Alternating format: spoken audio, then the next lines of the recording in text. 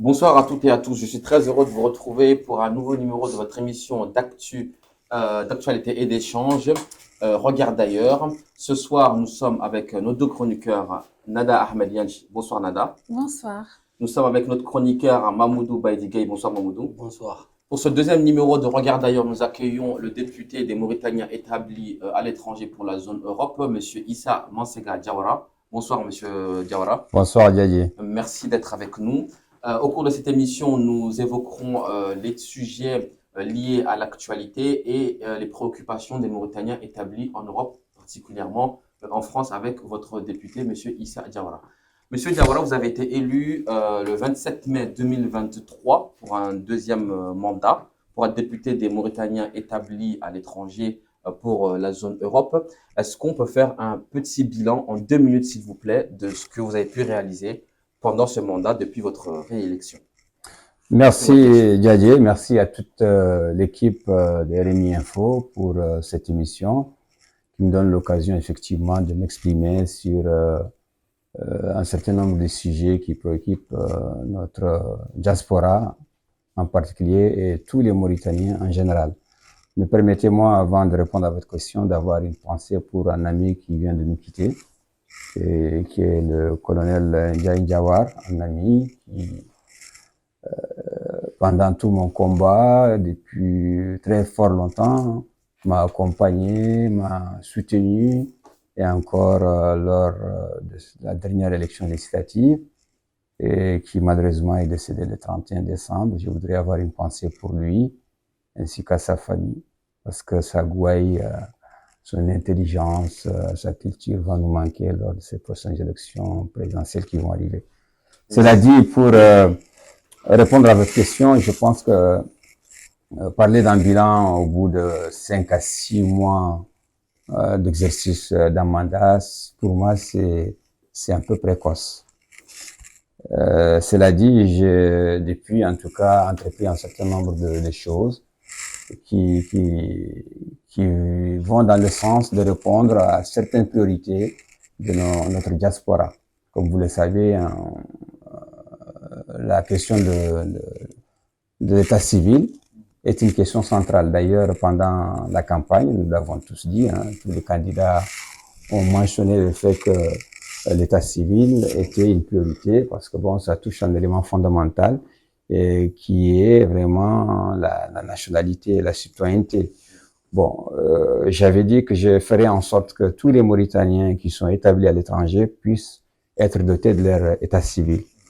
Et depuis maintenant plus d'un mois, nous avons œuvré à ce que la commission d'identification mobile soit désignée en France.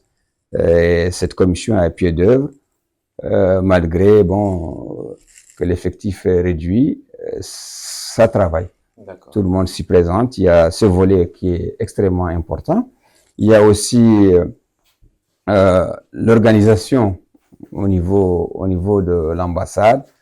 Donc, vous savez que le flux est très important parce que la plupart des pays qui relèvent de l'Europe, où on a des compatriotes, c'est vers Paris que les gens se dirigent pour un certain nombre de démarches. Du coup, le flux est important et nous avons, pendant la campagne, promis que des logiciels peuvent être créés, soit pour les rendez-vous, soit pour, en tout cas, pour d'autres services qui seraient de nature à faire en sorte que, d'où qu'on puisse être, qu'on puisse réaliser nos démarches. Bon, il s'avère que l'État civil vient de mettre en place une application qui s'appelle Houyeti, dont le principe est de permettre à tout Mauritanien et qui se trouve n'importe où dans le monde de faire des actes de renouvellement, que ce soit les passeports, que ce soit les cartes d'identité ou les retraits d'actes tels que les extraits de naissance. Maintenant, pour ce qui est de l'enrôlement, comme vous savez, ça a une durée de temps limitée, mais pour ça, il faut se déplacer physiquement parce qu'on a besoin de certaines données biométriques. Il y a ces éléments qui sont en train de cheminer pour que vraiment le flux soit réduit et qu'on on permette aussi à la diaspora de ne pas être obligé de se déplacer rien que pour un acte de renouvellement ou une demande d'acte de naissance. Ce n'est pas rien, ces éléments.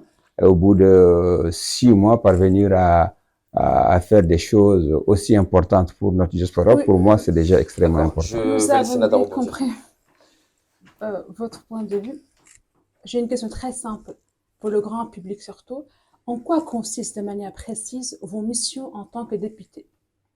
Si vous pouvez nous parler de quelques axes, les principaux axes sur lesquels vous travaillez en tant que député à l'étranger. Vous savez qu'un député, d'abord, son rôle, c'est de proposer des lois et aussi de les faire voter. Ça, c'est la mission principale de tout député, qu'il soit élu à l'intérieur ou à l'extérieur pour la diaspora. C'est ça le rôle du député. Spécifiquement pour ce qui est du député de l'étranger, il a pour mission d'accompagner et d'assister la diaspora dans toutes ses préoccupations. C'est ça le rôle. Et ça veut dire quoi? Ça veut dire qu'il faut faire un plaidoyer constamment auprès des administrations. Donnez-nous des exemples plus concrets. Quel type de préoccupations? Par exemple, l'état civil. L'état civil, très bien. Voilà. Ça peut être aussi... Est-ce qu'il y a un volet économique, par exemple? Le volet économique, ça, comme je vous l'ai dit, hein, ce n'est pas à moi de susciter chez les membres de la diaspora ces questions-là économiques. Mais si jamais, et c'est déjà arrivé par le passé, où j'ai été sollicité par certains membres de la diaspora qui souhaitaient avoir de renseignements au niveau de l'agence de promotion pour les investissements en Mauritanie, la PIM. Donc, je les ai mis en relation avec la PIM, par exemple. Ça, c'est un des rôles qui me revient, de mettre la mise en relation. D'abord l'état civil et ensuite? Ensuite, il y a ce que je vous ai dit, l'information, les volets économiques, il y a l'information, il y a l'accompagnement. Dans tout, hein, je ne sais pas que l'état civil, je vous ai parlé spécifiquement de l'état civil parce que ça, c'est une préoccupation majeure. Mais c'est votre deuxième mandat. Est-ce que, normalement, en quelques années, vous devez avoir un bilan plus précis? Je ne sais pas. Je sais que la première préoccupation du Mauritanien ici en Europe, c'est d'abord l'état civil, là, ça on a compris. Puis un volet économique, parce que souvent ils demandent aussi des renseignements s'ils veulent par exemple investir en Mauritanie. Mais est-ce qu'il y a un troisième volet important selon vos statistiques? Une proposition de loi concrète pendant vos 2 mandats. Revenons sur les volets économiques sur lesquels vous vous incitez. Mais il y a une administration qui est là, qui est l'ambassade, qui a ce volet-là. Moi, je suis un député, ce n'est pas à moi de dire, d'informer. Je n'ai pas, moi, une agence qui s'occupe d'un volet économique. Je peux renseigner. Est-ce qu'il y en a d'autres? Non, attendez, vous m'avez posé des questions. Beaucoup de questions. Je pense qu'il faudrait que vous me laissiez le temps de m'exprimer. Ouais, mais si on vous laisse vous continuer dans cet idéalisme, les gens ne vont pas comprendre vraiment l'élongation que vous voulez faire. Moi, ma question est très simple. La diaspora mauritanienne n'entend pas votre voix.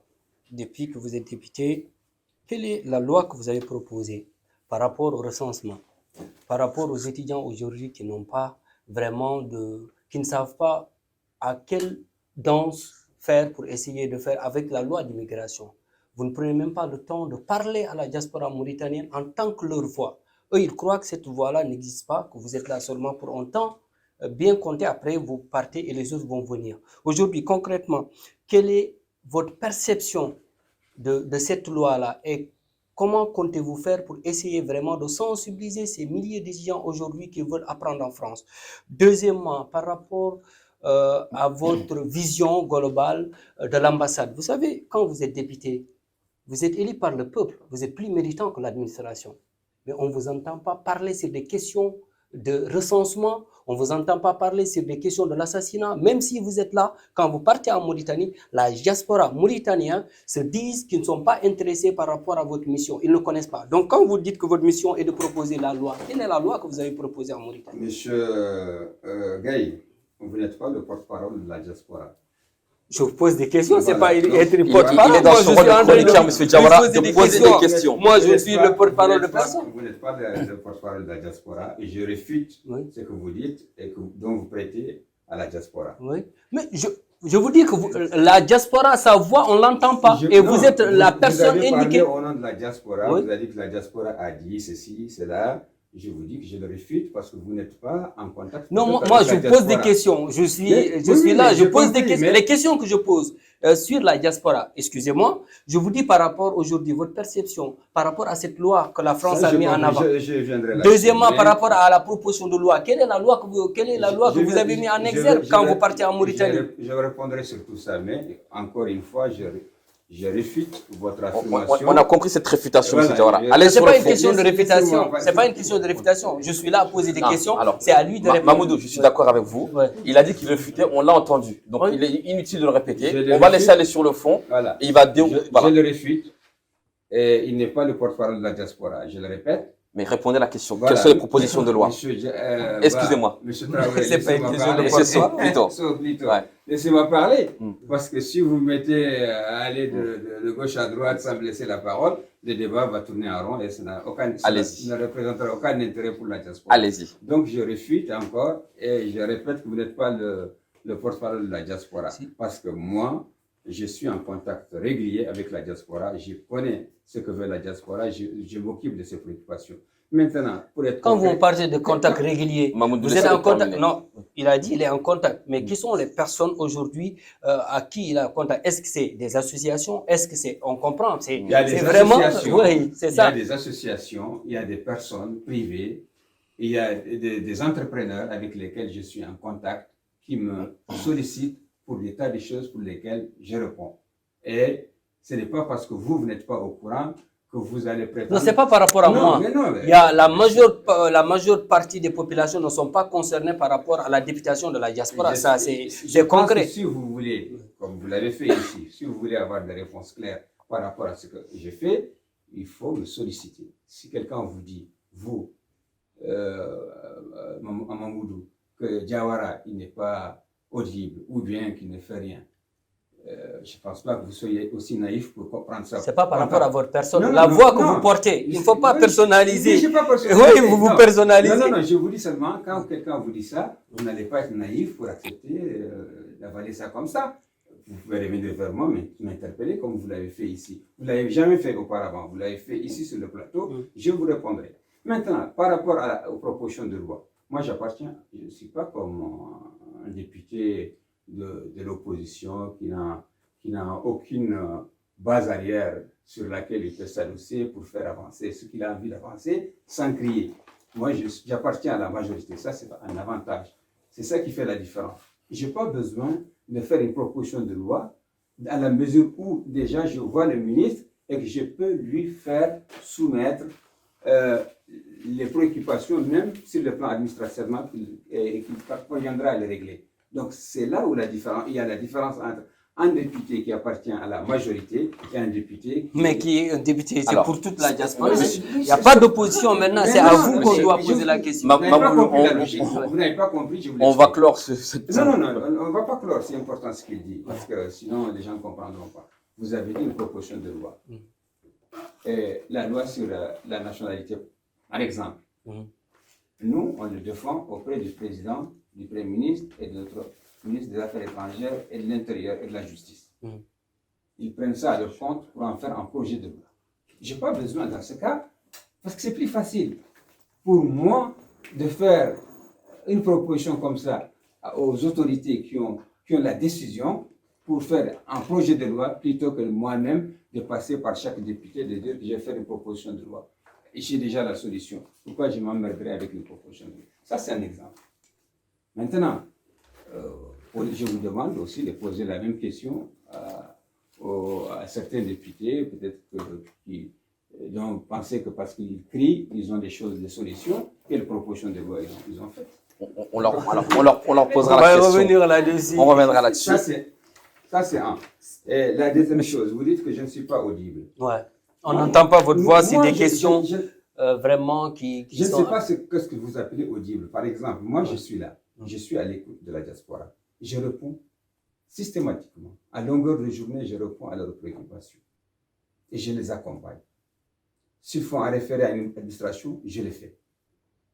Et s'il faut faire une interaction avec les services de l'ambassade, les services consulaires, je le fais. Maintenant, si c'est pour faire des oukases, parce qu'il faut faire de la politique spectacle, moi, je ne vois pas à cet là. Je ne vois pas à cet là. Je ne fais pas de spectacle. Je ne suis pas là pour ça. Je veux du concret, je cherche des solutions. Je ne cherche pas à crier parce que il faudrait qu'on me voit, me dire que Diawara, il crie, c'est un bon député. Non. Moi, je cherche des solutions et au quotidien, je réponds aux préoccupations de Monsieur Diawara, on a compris, on va clore ce petit débat entre vous et monsieur Gueye. Moi, je voudrais rebondir sur ce que disait monsieur Gueye concernant l'immigration. En France, par exemple, on a vu la loi immigration qui a été adoptée par le Parlement. Elle a été adoptée, donc ça va passer au Conseil constitutionnel. Aujourd'hui, est-ce que vous découragez les Mauritaniens de venir en France ou d'aller en Europe dans le cadre de l'immigration? Parce qu'on disait récemment que il y a eu environ plus de 15 000 Mauritaniens qui se sont rendus aux États-Unis en passant par la frontière du Mexique. Est-ce que vous découragez aujourd'hui les Mauritaniens d'aller en Europe pour aller chercher de quoi vivre, de quoi subvenir à leurs besoins, ou est-ce que vous encouragez toujours l'immigration, bien entendu par des voies légales, étant donné que vous êtes député de la diaspora? On a bien compris que vous, votre rôle en tant que député, effectivement, c'est de faire des propositions de loi et vous n'êtes pas une administration puisque vous n'avez pas des ressources humaines, vous n'avez pas des moyens humains. Donc, quelle est votre position par rapport à ce sujet-là? Bon, sur la question de l'immigration, ça c'est une question extrêmement sensible qui touche quasiment à tous les pays du monde actuellement, que ce soit en Amérique ou en Europe, c'est une question centrale. Tous les politiques aujourd'hui se sont saisis de cette question pour en faire leur dada, parce que ça leur apporte en voix. On le voit en Europe, que ce soit en Italie ou en Autriche, ou là où actuellement où il y a eu des élections, l'extrême droite monte en puissance, parce que les politiques qui sont censés défendre le progrès se sont affaissés, ils ont laissé place à ces voix-là extrémistes et qui n'ont de salut que pour dire l'immigré, c'est les problèmes de tel pays, de la France en particulier, parce qu'on le note. Maintenant, ça c'est une prérogative qui relève de chaque pays. La Mauritanie a sa politique migratoire, la France en a une, en toute autonomie, les autres pays le font. Maintenant, moi, ce n'est pas de mon ressort à moi de dire que il faut encourager ou décourager telle ou telle personne. Vous êtes légitime, vous avez été élu.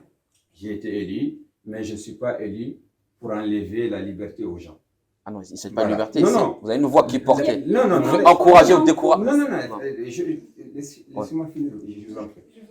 Voilà. C'est-à-dire que la liberté de mouvement, c'est quelque chose qui est fondamental pour tout être humain. Tout à fait. Ce n'est pas à moi de dire, par exemple, à vous, monsieur So, qui voudrez aller quelque part, non, ne partez pas. Ce que je peux faire, c'est de donner des conseils, par exemple, par rapport à l'immigration illégale, où les gens prennent des risques par rapport à la mer. Mais je parlais de ça, justement. Non, vous n'avez pas parlé de l'immigration illégale. Dans l'absolu, vous avez parlé de l'immigration dans l'absolu. Oui, voilà. mais vous avez bien compris que quand je vous dis aux États-Unis, 15 000 sont passés par les frontières, c'est forcément l'immigration illégale. Bon, ce n'est pas grave, je vous l'accorde, allez-y. Je n'ai pas été assez précis. Voilà. Pour moi, l'immigration qui fait prendre des risques à nos concitoyens, qui traversent la mer, qui passent par un certain nombre de pays à risque, la Colombie, le Nicaragua, le Mexique, l'Espagne. Il y a eu même des décès. On a constaté des décès, ce qui est déplorable. Ouais. C'est quelque chose. Mais l'administration, le gouvernement mauritanien, par rapport à ça, refuse toujours de mettre la lumière sur ces millions de personnes qui perdent leur vie dans les mers. Et on ne voit jamais, comme je l'ai dit, vous êtes un député de la diaspora, ça vous concerne directement. Par rapport au conseil, quel est le mécanisme que vous mettez en avant? Les gens n'ont plus besoin d'être dans l'idéal. Concrètement, par rapport à tous ces milliards. Concrètement, oui. Il n'y a pas autre chose. Le gouvernement même travaille. Vous dites que le gouvernement ne fait pas de lumière. Quelle lumière à chaque fois, le gouvernement rétroque pour assumer qu'ils sont à l'origine de ces milliers de personnes qui perdent leur vie dans ces mers. Non. C'est le gouvernement. Et deuxièmement, je vous donne, par rapport à cette loi que vous êtes en train de dire en tant que député de la diaspora, cette loi que la Mauritanie a mis en avant sur l'immigration, qu'est-ce que ça a apporté? ça a apporté plus de morts que de vies. Pas du tout. Non, c'est une réalité qui est là, mais vous ne pouvez pas nier une réalité en disant qu'aujourd'hui, à chaque fois, grave, mais oui, dites-moi en quoi. c'est une réalité. Dites-moi C'est concrètement. pas, oui. Dites-moi concrètement. Par exemple, je vais vous parler de l'Organisation internationale de migration qui est en Mauritanie, l'OIM. On dépasse des milliards. Moi, j'ai été approché par Panos Paris et Panos Afrique. La manière dont vous procédez, c'est juste par rapport aux associations. Non. Mais je vous donne concrètement, j'étais dedans. Non. Je suis en train de vous dire le mécanisme que le gouvernement mauritanien nie systématiquement ces milliers et des milliers de morts. Je vous dis qu'il y a des mécanismes de traite. D'ailleurs, actuellement, il y a une campagne qui passe à la télé. Oui, ces mécanismes ne sont pas adoptés. Ne sont pas Mais adoptés. qu'est-ce que vous voulez? Comment? Il faut sensibiliser, on sensibilise. Mais on a toujours sensibilisé. Non. On a toujours sensibilisé. Monsieur Gates, il faut nous dire ce que vous voulez. Oui. Vous voulez qu'on Nous, ce que nous voulons. Attendez, non. Oui, vous me dites. On ne peut pas mettre des murs Oui, autour du pays. oui, c'est Aucun impossible. pays ne peut le faire. Ouais. Si je voulais que les Mauritaniens se mettent en, Trump a en voulu le barricade, faire. ça, la Mauritanie ne le fera pas, aucun pays ne le fera. Mhm. Maintenant, le rôle de l'État, quand il y a des situations comme ça où mort d'homme peut survenir, c'est de sensibiliser le grand public. Non, l'État ne sensibilise. Il nie les morts. C'est ça, c'est ça. Je viens vous dire que à la télé, à longueur de journée, on sensibilise sur la traite des hommes. On sensibilise. Et ça englobe quoi? Ça englobe l'esclavage, ça englobe l'exploitation, ça englobe le trafic des personnes par les voies illégales d'immigration. Tout ça est dans ce mécanisme-là. Il y a de la sensibilisation qui est opérée à la télé, à la radio, pour toucher le grand public. Après, maintenant, chaque citoyen doit être responsable aussi. Vous pensez qu'il suffit que l'État veille quelque chose pour que ça se fasse. Il faudrait que les citoyens aussi soient conscients de ce danger-là et se disent que ce que l'État est en train de dire est quelque chose d'important que nous devons prendre en compte. Mais si les citoyens continuent malgré tout de fermer les yeux et de s'avancer, on ne peut que continuer la sensibilisation. Parce que l'État est incapable de mettre ces politiques-là. Il y a régulièrement aussi des personnes qui sont interpellées en mer, qui viennent du Sénégal ou ailleurs, que l'État récupère et remet à leur pays. Ça, on le voit tous les jours. Du côté de Nouadhibou, partout, on le voit. Donc, l'État joue pleinement son rôle pour prévenir ce type de situation. On a compris le position, Nada. Nada. Et ensuite, chacun a son libre arbitre. Les citoyens sont libres de faire ce qu'ils veulent en réalité, si nous sommes dans une démocratie. Et là, je reviens, donc, pour revenir à votre sujet, l'immigration. Donc, pour lutter contre l'immigration illégale, il faut apporter des solutions politiques, notamment économiques. Donc, comme vous le savez, actuellement, il y a le projet qui est en cours, le projet gazier, qui va démarrer bientôt. Et selon le Fonds monétaire international et le FMI, il prévoit, selon les dernières données statistiques, il prévoit une croissance économique de 14% à partir de l'année 2024 suite aux exportations de cette ressource naturelle. Donc, on va exploiter en Mauritanie. Actuellement, cette richesse qui va être produite grâce à cette ressource naturelle, qui va multiplier par 3 la croissance économique, comment elle sera répartie finalement? Est-ce que normalement, le gouvernement, n'importe quel gouvernement dans le monde, normalement, il doit avoir une politique structurelle, c'est-à-dire à long terme. Donc normalement, vous avez déjà vos prévisions pour lutter contre la pauvreté. Ça peut apporter une solution justement pour prévenir que les citoyens, par exemple, meurent dans la Méditerranée ou autre.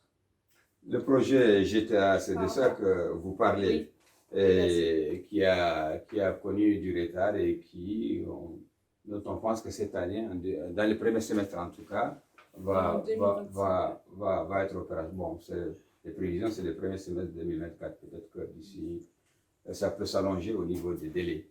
Et par rapport à ça, l'État, comme vous le savez, depuis que le président Razouani est au pouvoir, il a mis en avant, parce que vous avez commencé votre question sur le problème de la jeunesse. Il a donné vraiment une attention particulière à la jeunesse, à sa formation, à son insertion. Il y a un ministère qui est là, qui s'occupe pleinement de ce volet-là, d'une part. Il y a une agence aussi qui est là, qui s'occupe également du volet d'insertion économique de la jeunesse. Et en l'occurrence, par rapport à cette question que vous posez sur les retombées de la GTA, effectivement, c'est quelque chose qui est en cours, dans la mesure où il y a eu même un nombre important de jeunes ont été sélectionnés pour être formés afin d'être employés dans ces structures. On sait aussi que l'économie mauritanienne en général est soutenue par tout ce qui est minier. Est-ce que vous avez des données statistiques? Quelle est la part qui sera allouée, par exemple, à la jeunesse de l'information? Je n'ai pas ces statistiques-là à vous fournir, je ne les ai pas. Alors, moi, je ne suis pas dans le gouvernement. Alors, je suis député, alors. C'est un sujet important. Une solution. Effectivement, c'est une priorité. La jeunesse en tant que telle est une priorité pour le gouvernement. Le gouvernement y travaille. Je vais rebondir. En particulier par rapport à ça, pour cette année, comme vous l'avez dit, même 14%, et moi je n'ai pas ce chiffre-là, j'ai un chiffre de 6% pour 2024. On a quitté de moins 0,9 à 5 en fin 2022. Et là, pour 2023, on va finir avec un taux de croissance de 6%. C'est ce qui est important à retenir. Parce que c'est une variable de croissance qui permet de multiplier et de diversifier. Et je rebondis sur ce que disait Nada. Et comment nous assurer aujourd'hui que cette richesse sera répartie de manière équitable, juste entre tous les citoyens, y compris toutes les régions? Vous venez d'Iguidimara, je viens d'Iguidimara. Vous savez très bien que les régions du Sud sont moins développées. Ça date de l'époque de M. Oultaya. Comment on peut être sûr qu'il n'y aurait pas de gabégie, qu'il n'y aurait pas de népotisme, ce genre de choses, étant donné que, par exemple, on voit que notre ancien président, Mohamed Abdelaziz, a été condamné à 5 ans de prison, confiscation des droits sociaux, confiscation des droits civiques, condamnation à 5 ans, des biens, etc.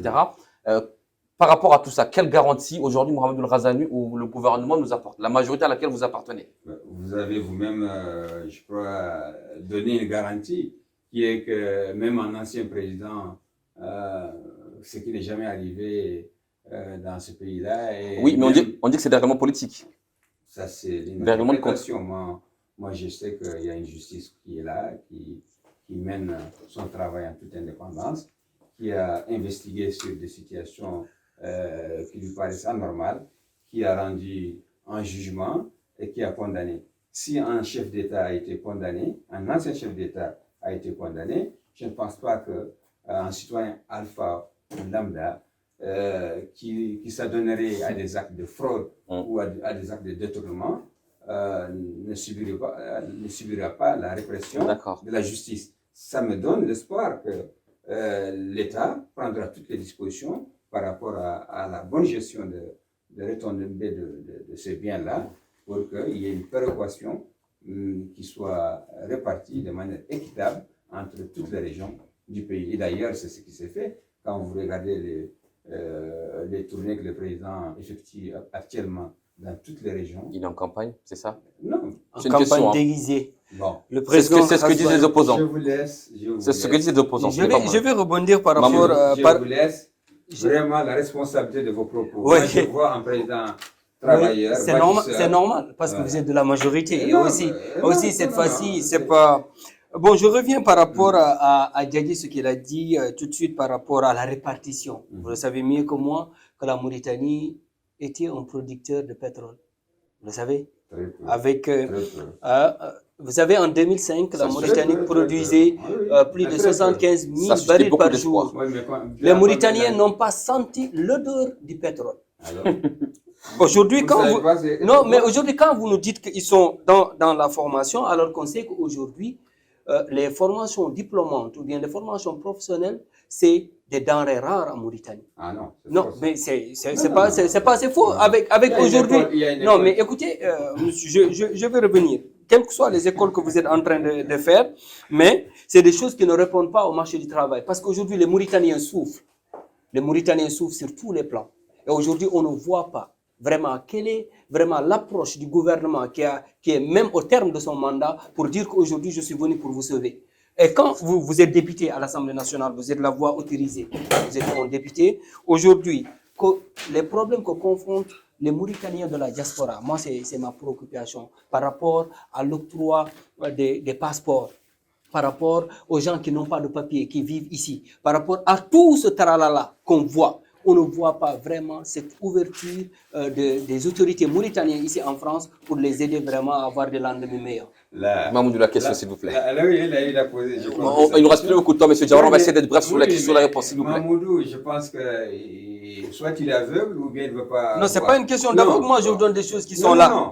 Et nous aussi, comme vous le dites, vous avez des réseaux, vous parlez avec les gens. Nous aussi, on est en contact avec les gens. Je pense que s'il y a un président qui a agi très fortement pour la diaspora, c'est le président Mélenchon. C'est ce qu'on disait à Aziz. Non. Attendez. Ton ami. Mais laissez-moi parler parce que vous ne pouvez pas me poser des questions. Oui, je vous laisse continuer. Et ne pas avoir la politesse de m'écouter. Ok. Voilà. Donc, par rapport à ça, d'abord, quand il est arrivé, il a créé le ministère des Affaires étrangères et des Mauritaniens de l'extérieur.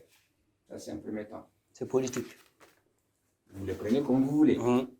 Mais moi, je vois seulement la volonté d'un président qui veut répondre aux préoccupations de ses citoyens qui sont à l'étranger. Ça, c'est la première des choses. Dans un deuxième temps, il a créé un ministère délégué dédié à la diaspora, aux Mauritaniens de l'extérieur. C'est un autre élément qui montre sa préoccupation pour la diaspora. Créer et le travail, c'est... Il travaille. Oui, mais je vous dis, le fait de le créer, mettre des lois et aussi concrètement sur le terrain, on ne voit pas. Concret. Ouais. L'application pour Yeti. Pourquoi ça a été créé? C'est le ministère délégué qui a créé ça. Pourquoi? Pour faciliter, comme on le dit, le rapprochement et tout ça. Mais c'est qu'un outil de travail, je ne le minimise pas, mais c'est un outil de travail. Comme tout le fond, mais les pays développés, ils sont en avance par rapport à nous. Quelqu'un qui est à Bordeaux, ce matin, qui doit se déplacer rien que pour venir prendre un acte de naissance. C'est un gain de temps, qui d'argent. maintenant ne dépense plus et qui arrive à satisfaire son... Est-ce qu'on doit applaudir quelqu'un qui devait faire le programme? Est-ce qu'on doit les applaudir? Alors que c'est ça qui devait être la normalité. Je vous dis juste de reconnaître les progrès qui ont été faits. Voilà, ça c'est par exemple quelque chose de concret qui a été fait. Et deuxième chose, le ministère délégué a aussi mis en place un lien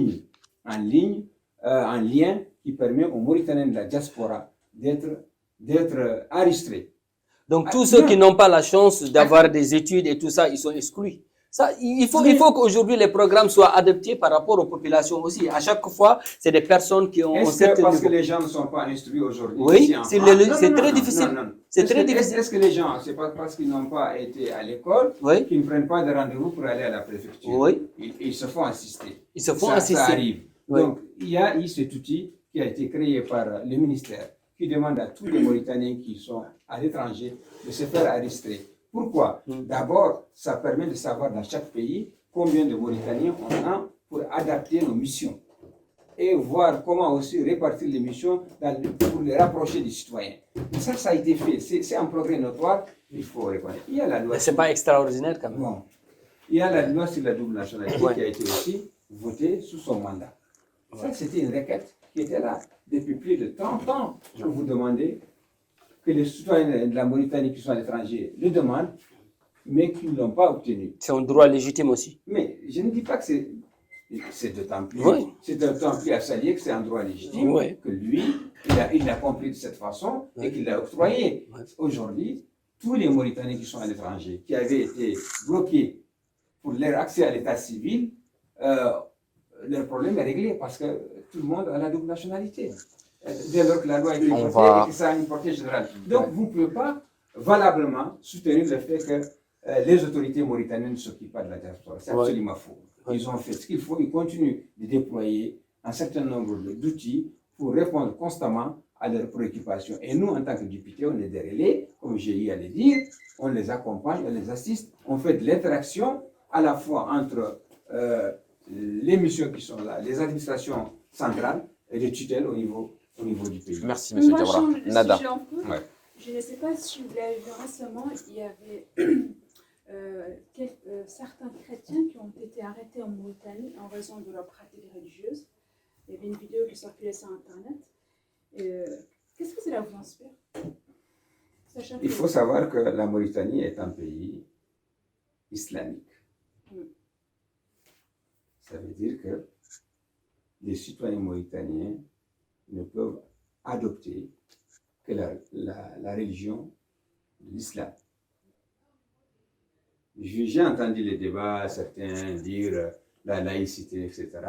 On n'est pas un pays laïque, la loi l'interdit. On n'est pas laïque, on est un pays islamique. Est-ce qu'il y aura des Ça, députés c'est- courageux? Ça, c'est un. Ouais. Deuxième chose, j'ai entendu dire, oui, ils sont libres, ils peuvent faire ce qu'ils veulent. Mais sauf qu'ils n'ont pas seulement fait ce qu'ils veulent, ils ont aussi fait du prosélytisme. On l'a vu. C'est interdit en Mauritanie de faire du prosélytisme pour le J'ai christianisme. compris. Voilà. Donc, moi, je condamne à 100% cette tendance que certains ont eu en Mauritanie de vouloir pratiquer J'ai bien compris du votre point de prosélytisme vue, mais pour je le vous compte pose de quand même la christianisme. deuxième part de ma question. Oui. Ne pensez pas que c'est paradoxal de vouloir que les musulmans en Europe soient respectés dans leurs pratiques religieuses et en même temps vouloir faire du prosélytisme en Mauritanie, sachant que vous êtes souvent à cheval de la Mauritanie et l'Europe. Ah, vous confondez, Est-ce que c'est pas vous faites la paradoxal? confusion là entre respect et faire du prosélytisme. Si moi je suis musulman et que je pratique ma religion sans porter atteinte à la religion d'autres ou à Pas chercher. du tout, ils le Non, font non, aussi. non, mais Pendant ça c'est quelques autre fois. chose s'ils le font. Ça, moi, ce n'est pas ce volet-là dont parle en tout cas moi et les autres et moi. Nous, on veut juste avoir des lieux de culte, avoir la liberté de pratiquer notre religion. C'est tout ce que nous demandons. Moi, je ne me hasarderai pas à aller demander à un citoyen français alpha d'être converti à l'islam. Je ne le ferai pas. Donc, votre Moi, je question vous est malvenue interpelle sur le sur ce fait sujet. qu'ils soient arrêtés. Pourquoi pas être arrêtés? Ils ont fait un délit. Vous pensez qu'en Mauritanie, c'est un pays, une république bananière.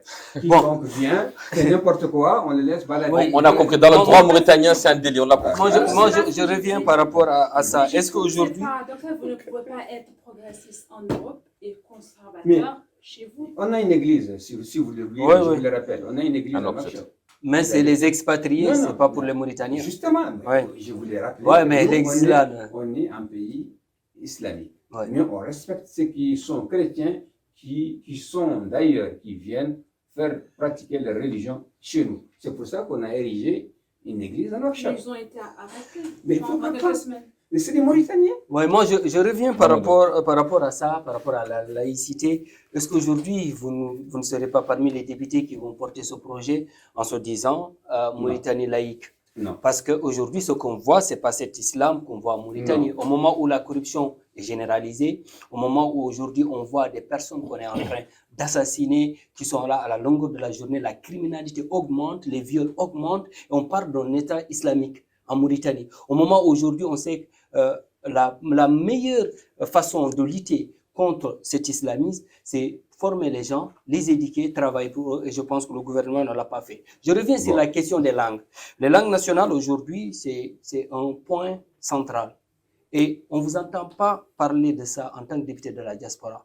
On ne vous entend pas dire quel est votre mot, votre perception par rapport à ces langues-là aujourd'hui. Vous êtes soninké, peut-être moi je suis Peul, mais on sait...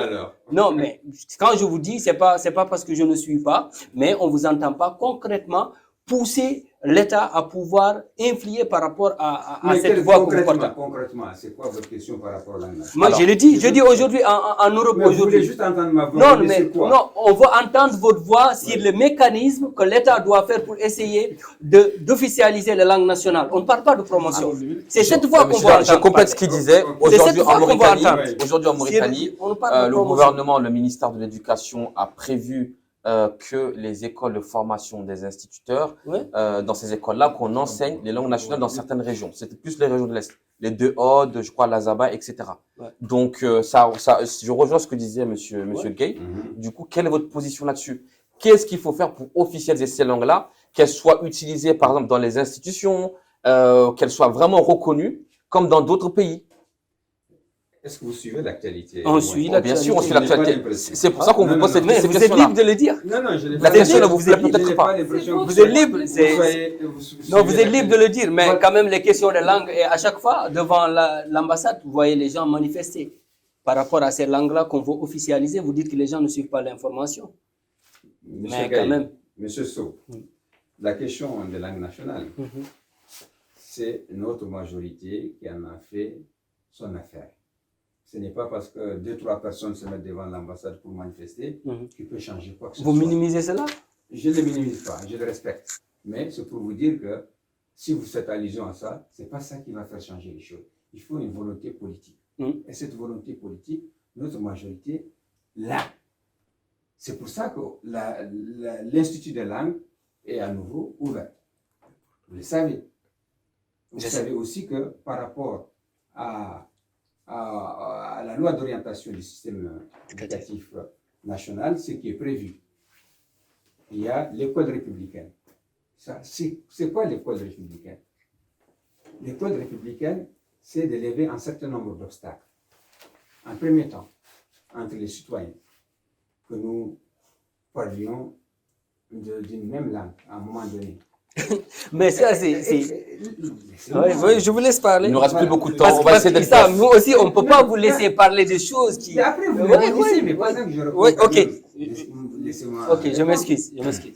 Il y a 2 années où on apprend l'arabe. Et après, chacun est libre d'apprendre sa langue. Ça, c'est l'arabisation, Non, c'est la non, politique de l'État non. mauritanien. Il ne faut pas dire non, c'est une politique. Mamoudou, on va laisser terminer. Oui. Monsieur Après, Diawara, vous allez- soyez bref, il ne reste pas beaucoup de temps. Je ne peux pas être bref. Vous m'avez posé Allez-y. Ouais, mais un c'est tas de au fleuve. questions. Oui. Je ne peux pas être bref, sinon Ouais. vous me laissez parler, sinon... Allez-y. Voilà.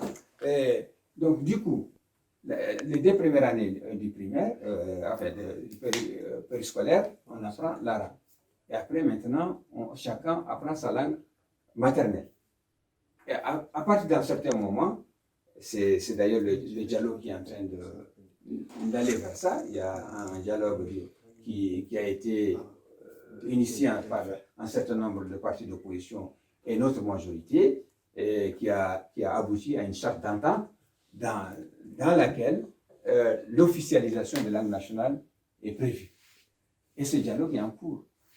C'est pour ça que je dis que vous ne suivez pas l'activité. Oui, mais ça, on l'a toujours fait. On a vu Non, les on l'a journées. jamais fait, On l'a toujours fait. Non. Avec Sidi Non. Cher Abdallah, Monsieur Diawara. avec aussi Aziz, quand il a fait le dialogue, on a toujours parlé Vous savez- de l'officialisation vous des savez très langues. bien Ouais. que la Mauritanie n'a jamais été aussi apaisée qu'elle l'est aujourd'hui.